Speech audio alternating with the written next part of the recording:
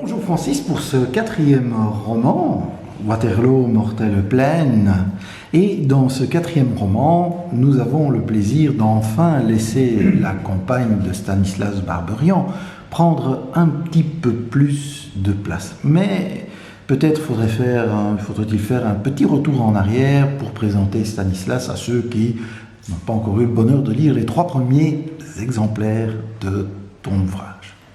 Alors, oui, Stanislas d'abord. Donc Stanislas est un héros un peu conventionnel finalement, puisqu'on travaille dans une collection qui s'appelle Noir Corbeau chez l'éditeur Weyrich, et qui est une collection de polars. Et il se fait que Stanislas n'est pas un policier officiel, ce n'est pas un policier privé, un détective. Stanislas est en fait un bouquiniste. C'est un type qui est né à Charleroi, qui a fait des études de lettres à Liège, qui a fait une sorte de spécialisation en littérature du Moyen-Âge, et puis qui, pour des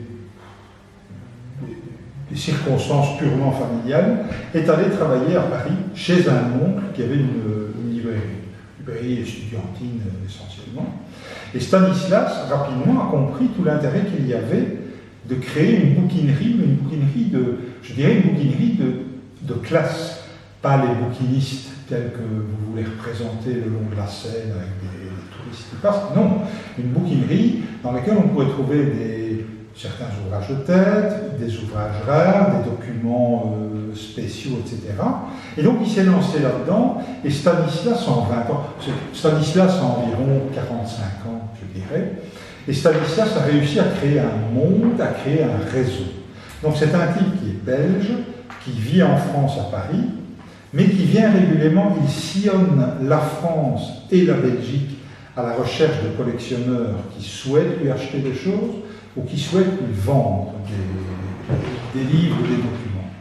Et donc Stanislas a fait la connaissance il y a environ 5-6 ans ici. Il a rencontré une fille qui s'appelle Martine, et le hasard fait que Martine est également bouquiniste dans un domaine tout à fait différent, tourisme, art nouveau, art déco, Affiches, etc. Et donc Martine est également bouquiniste, de luxe on va dire, dans le quartier du Sablon à Liège. Donc, à Bruxelles. À Bruxelles, pardon. Donc notre Stanislas parcourt la France et la Belgique à la recherche d'occasions à faire, voilà. Et donc, comme sa fiancée habite Bruxelles, tout naturellement, il s'arrange pour revenir généralement 2 ou 3 week-ends par an. Il termine ses visites à Bruxelles, ce qui lui permet de donner un coup de main à Martine, et parfois de se relaxer un petit peu, et puis d'avoir sa vie d'amoureux, je veux dire. Mais pour cette 4e aventure, justement, ça démarre avec une amie de Martine. Exact. Alors, de fait, la question était, tiens, on donne une certaine importance à Martine maintenant. On m'a reproché, parce que j'ai quelques lecteurs, heureusement, mais parmi ces lecteurs, il y a des lectrices. Et dans ces lectrices, on vit une époque, maintenant, on est très attentif au genre, à ceci et cela. Et donc, j'ai quelques lectrices qui m'ont reproché d'être machiste. Donc, on me dit, en gros, votre Martine, c'est un espèce de personnage secondaire. Dans vos romans, elle ne sert à rien, elle est un peu la potiche, la faire-valoir de son compagnon Stanislas. Et de toute manière, quand vous parlez de femmes, c'est toujours des femmes qui font la cuisine, qui nettoient leur appartement, qui ceci, qui cela. Bon. Donc je me suis dit, je vais faire un énorme effort, alors que j'estime ne pas être machiste du tout. Le fait est que, et je vous remercie d'avoir remarqué, c'était le but, dans cet épisode-ci, Martine a réellement un rôle important. C'est-à-dire qu'elle va à un moment jouer le même rôle d'enquêteur que Stanislas, mais elle va aller plus loin, et c'est elle qui va mettre à un moment le doigt sur un élément extrêmement important dans l'enquête. Et puis c'est elle que l'on appelle au secours et pas Stanislas. C'est peut-être un peu long à expliquer. Bon, voilà. Stanislas est quelqu'un qui généralement arrive dans une ville, un endroit où il est mêlé directement ou indirectement à un crime, et ici c'est pas du tout ça. De fait, Martine, sa fiancée, a une amie qui a perdu son fils 1 mois plus tôt dans un crime horrible qui est intervenu dans la région de Waterloo. Un mois après, la maman se rend compte que l'enquête est piétine, que rien n'avance, la police de Nivelles multiplie les recherches, l'enquête n'avance pas. Et donc cette dame dit à Martine, au fond, toi tu as un copain, un fiancé, qui est quelqu'un qui est très compétent, il a déjà résolu quelques affaires difficiles. Est-ce que tu ne voudrais pas lui demander de se pencher sur l'enquête de la mort de mon fils? Très honnêtement, Stanislas, à ce moment-là, se trouve à Bruxelles parce qu'il a accepté d'aider, nous sommes au mois d'août 2020, et il a accepté d'aider Martine, sa fiancée, qui veut rafraîchir un peu l'appartement au-dessus de la librairie, de la librairie. Et bon, Stan m'a dit, ok, ça va, on part pas en vacances, je viens de donner un coup de main pendant 15 jours, il ponce des châssis, des escaliers, des chics, des tchèques. Et pour lui, c'est une occasion magnifique de se dire, tiens, puisqu'on me propose d'aller examiner un crime, ben, je vais le faire. Et au fond, il se dit, attends, ce crime a eu lieu il y a un mois, la police parfaitement compétente de Nivelles à chercher, à indaguer, à interroger des dizaines de personnes. La police n'a rien trouvé. Comment pourrait-il, lui, Stanislas, arrivant un mois après, comment pourrait-il faire avancer l'enquête? Et c'est là qu'il y a un rebondissement dont je ne parlerai pas, et qu'effectivement, Stanislas met involontairement le doigt, et l'expression est idoine, Stanislas met le doigt sur un élément qui va en fait relancer l'enquête, et donc il va permettre à l'enquête de redémarrer, voilà, ce qui ne fait pas nécessairement plaisir à la police officielle qui mène l'enquête. On n'a pas encore parlé du contexte du meurtre. C'est exact. Et alors, vous comptez sûrement pour en parler. C'est vous l'auteur, hein? Oui, pardon, c'est vous le lecteur. Oui, je veux bien causer, mais ce n'est pas vraiment aussi important que d'entendre Francis Groff situer ce meurtre, puisque meurtre il y a, une fois de plus. Vous êtes très aimé. Je vous en prie. Je parlerai même d'assassinat à la limite, puisqu'il y a préméditation. Mais simple. Donc en fait, il se passe quoi? Pour essayer d'être bref, en 2019, pandémie. 2020, pandémie. Il faut savoir que chaque année, ce qu'on appelle des reconstituteurs, c'est-à-dire des gens qui se costument, qui vivent à la manière des soldats de Napoléon, des reconstituteurs se réunissent dans la région de Waterloo et dans d'autres régions du pays, et ils organisent des activités, ils font des bivouacs, où ils essaient de reconstituer des batailles, l'école du soldat, du drilling, ou des choses comme ça, qui mettent en fait en scène les soldats de Napoléon à l'époque. Il se fait que tous les 5 ans, donc Waterloo 1815, on a vécu le 200e anniversaire en 2015, et normalement, tous les 5 ans, donc en 2020, on a une reconstitution qui est de taille moins importante, mais vous avez quand même 2500 à 3000 reconstituteurs qui se trouvent là-bas. Et en 2020, donc 18 juin 2020, pas possible d'organiser une reconstitution. Et tous ces gens, tous ces reconstituteurs, ce sont parmi des gens qui investissent, qui sont des passionnés, qui investissent de l'argent dans leurs costumes, dans le matériel, etc. Ces gens sont un petit peu désolés de ne pas pouvoir se retrouver. Et il se fait que début juillet 2020, le gouvernement, ça c'est tout à fait avéré, dit, voilà, il y a des camps scouts en Belgique, allez, on laisse les gens s'épanouir un peu, et on permet d'organiser quelques activités avec ce qu'on appelle une jauge minimale qui est, je pense, de 50 personnes. Maximale, pardon, qui est, je pense, de 50 personnes en ce qui concerne les camps scouts. Et donc, les reconstituteurs ont loupé le 18 juin, mais ils se disent, on est à la mi-juillet, quelle belle opportunité. Et il se fait que, en Brabant-Wallon, non loin de la butte du Lion, il y a un propriétaire terrien, comme on en a quelques-uns dans la région de Waterloo, un propriétaire terrien qui sympathise beaucoup avec ses reconstituteurs et qui dit à un gars qui est président, fondateur d'un groupe de reconstitution, il lui dit, écoute, si ça te dit, je mets mes terres, mes terrains, ma ferme, les annexes à votre disposition, et vous pouvez organiser une reconstitution. L'affaire passe, des gens viennent de France, d'Allemagne, de Belgique, de Luxembourg, etc. Et une 35 reconstituteurs se retrouvent quelques jours avant le 21 juillet, où ils font un peu le pont, ils se retrouvent pour un bivouac de 5 jours. Il y a là-dedans des gens qui viennent d'endroits différents, et ils se retrouvent là pour faire une école du soldat, pour apprendre à refaire les gestes. C'est une ambiance familiale, parce que, indépendamment des militaires, il y a des femmes qui sont là, ce sont des lavandiers, il y a des enfants, il y a quelques enfants, donc c'est une excellente ambiance. Tout ça est soumis à régie, le quotidien est régi par un certain nombre de règles, mais il y a une chose qui est intemporelle. Le soir, on se réunit, on fait un petit feu de bois. Il faisait très chaud, mais symboliquement, ils ont fait un feu de bois. Et le soir, on chante un peu, on boit un verre, on se laisse un peu aller. Ça se passe très bien. Le premier jour était un vendredi, ça se passe très bien. Et le deuxième jour, la nuit du samedi au dimanche, un des reconstituteurs qui habite la région est assassiné dans des circonstances assez horribles. Et originales. Et original, oui, voilà, ça ne veut pas.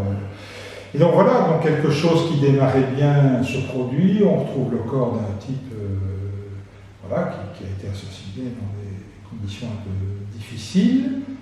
Et puis la police judiciaire de Nivelles, puisqu'on est dans l'arrondissement de Nivelles, la police judiciaire de Nivelles intervient, et là, en face d'elle, 35 adultes qui viennent, je l'ai dit, de 4 pays différents, et ces adultes sont là pour 4-5 jours maximum. Mais il y en a qui disent, bon, maintenant on a eu un meurtre, on rentre chez nous. Donc les flics disent, non, on vous demande de rester ici, et ils mènent une enquête qui doit aller très vite. Ils ont les 35 suspects potentiels sous la main, avec des gens qui à un moment vont quand même rentrer chez eux, en France, en Allemagne, etc. Et donc voilà, c'est pas facile, et donc ces flics nivellois qui n'ont pas démérité, enquêtent, multiplient les heures, etc. Mais un mois après, lorsque notre ami Stanislas entre dans le jeu, force est de constater que l'enquête n'a pas évolué. Bien, nous n'en dirons pas plus parce qu'il faut quand même que les gens lisent le livre et découvrent par eux-mêmes qui est le coupable, si coupable il y a. Ce serait quand même étonnant qu'il n'y en ait pas. Alors je voudrais quand même un petit peu parler de la suite des événements. Est-ce que Stanislas va poursuivre sa carrière d'enquêteur parallèle, bénévole? Mais Stanislas est un, et là on parle, je veux dire, en termes d'édition, Stanislas a eu la chance d'être accepté par les éditions Erich dans cette collection Noir Corbeau. Ça marche bien. Pour des raisons X et Y, j'ai commis 4 bouquins en 2 ans et demi. Et en accord avec l'éditeur Olivier Erich, il y aura maintenant un roman tous les mois de mai. Donc le prochain se déroulera en mai 2022. Et donc voilà, ça va continuer. Mais vous savez que le cahier des charges de l'éditeur Erich dans sa collection polaire, c'est que les choses se passent en Belgique, Bruxelles ou Wallonie, Belgique francophone. Et donc voilà, il y aura effectivement au mois de mai prochain, je joue mon petit, comment s'appelle-t-elle, Amélie Nothomb. Oui, c'est ça, oui. Voilà, qui sort un bouquin par an. Donc voilà, je sors. Il vous manque un chapeau, hein, sinon ce n'est pas très amusant. Mais en chapeau, je suis très bien. Et donc voilà. Mais donc voilà, donc il y aura effectivement, c'est extrêmement plaisant. Et voilà, je ne suis pas le seul auteur de la collection Noir Corbeau. On attend à la rentrée la suite du Roi de la Forêt de Christian Jostel, donc il va maintenant emmener son commissaire Lavallée dans une deuxième édition. Donc je dis, tout ça est bien comblé par des romans qui vont se suivre. Et moi je vais arriver d'ici au mois de mai prochain. Et ça se passera dans une autre région de Belgique, dont bien sûr je ne vous révélerai pas le nom, même sous la torture. Mais disons que ça va se passer en Wallonie ou à Bruxelles, et pas à Charleroi, ni à Waterloo, ni à Namur, ni à Binge.